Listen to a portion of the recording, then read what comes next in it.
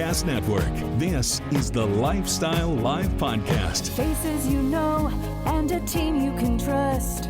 Stories that form your heart. Lifestyle Live. Lifestyle Live. Lifestyle Live. She's an indie native who is absolutely crushing it on the comedy scene. And now she's returning to Indy as a performer, and it's Les Fest this weekend. So Megan Gailey is here. Hi. Indianapolis, and grew up here and decided, I asked you this before we went on, I said, can I ask, why did you decide you want to be a comedian? Well, I thought I wanted to be an actress. Like, I was sort of dabbling around it, and then when I was at Purdue, people kept telling me, like, you got to do this. I think you should do stand-up. And so I started hosting the Mom's Day auction for my sorority and just like annihilating these terrible gifts these women were bringing up. And then I was like, I think this is it. I think this is it for me.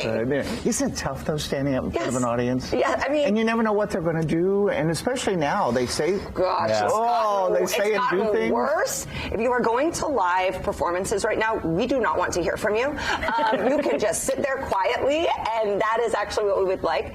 I would say the standing up in front of people is the easiest part. It's all the other things that go into it that are hard.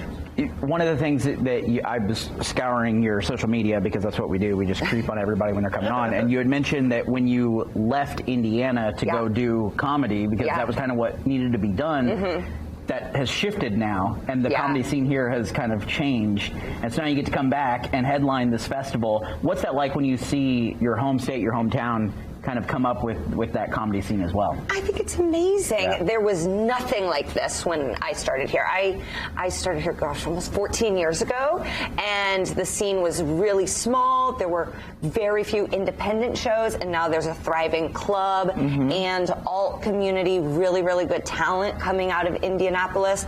And so I end up coming back here a lot and always having local talent open for me because they're great, and it's a really supportive community that feeds into New York and LA and Chicago too. Now, do you feel being a woman, is it tougher for you?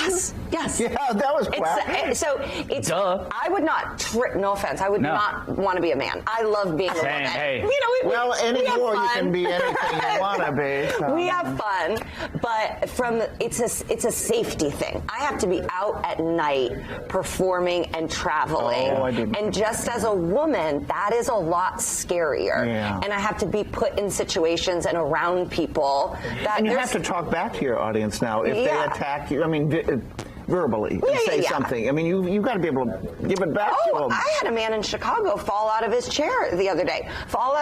They turned the lights on, and then he goes, I'm fine, and then he just sat in his seat and watched the rest of the show. Why did he fall out of his chair? No idea.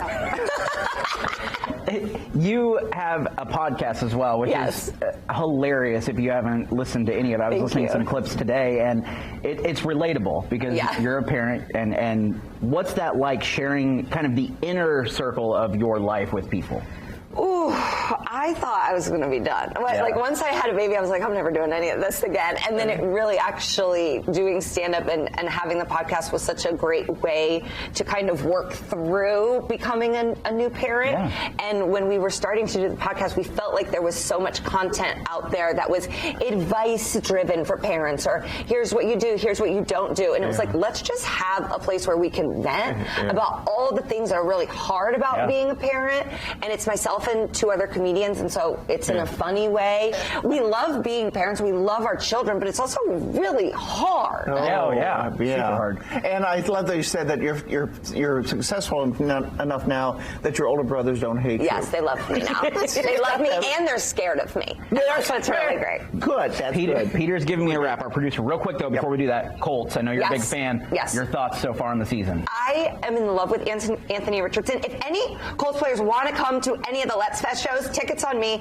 I think Gardner Minshew has been great. The defense has been great. I mean, Grover Stewart, Zaire Franklin, DeForest Buckner, my Angels. This kicker, we've never had a kicker like this. I know. Top of the AFC South. I'm thrilled.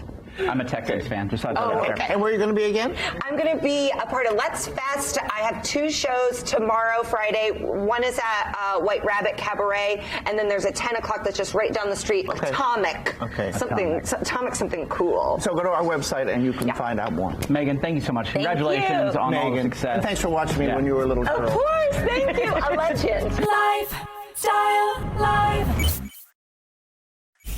Lifestyle Live.